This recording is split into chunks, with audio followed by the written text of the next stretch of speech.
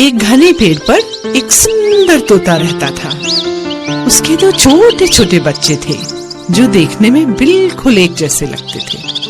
एक दिन जब मम्मा तोता खाना लेने गई, एक शिकारी धीरे से उस पेड़ पर चढ़ा और घोंसले से उसने दोनों बच्चों को उठा लिया।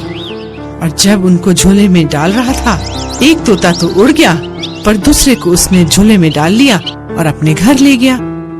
वहाँ से एक साधु महात्मा जा रहे थे।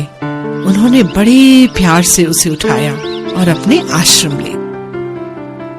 इस तरह दोनों तोते बड़े हो गए, एक तोता शिकारी के साथ और दूसरा साधु महात्मा के साथ आश्रम में पलने लगा।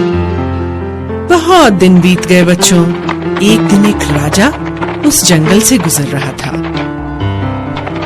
उसे एक आवाज सुनाई दी, मालिक मालिक, आप तीर कमान उठाकर इस आदमी को तुरंत मार डालो। राजा ने अपनी गर्दन घुमाई और देखा, अरे यह तो तोता था।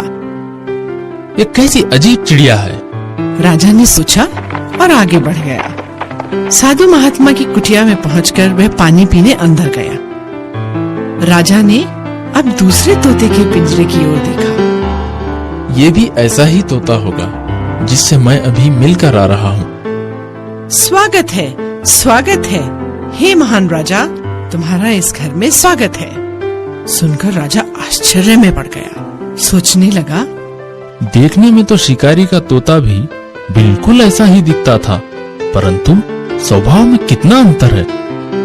राजा पिंजरे के पास गया और बोला, मैंने जंगल में एक तुम जैसा तोता देखा था, जो देखने में तो तुम्हारे ही जैसा था, पर स्वभाव में बड़ा कठोर था। क्या वह शिकारी के घर में रहता था? तोते ने पूछा। हाँ हाँ, वही था वो तोता। राजा ने तुरंत उत्तर दिया। तोते की आंखों में दुख के आंसू बह निकले और उसने राजा को बताया, वही तो मेरा बेचारा भाई है। हम दोनों एक ही घोंसले में रहते थे। एक दिन जब मेरी माँ दाना चुगने गई हुई थी, एक शिकारी ने हम दोनों भाइयों को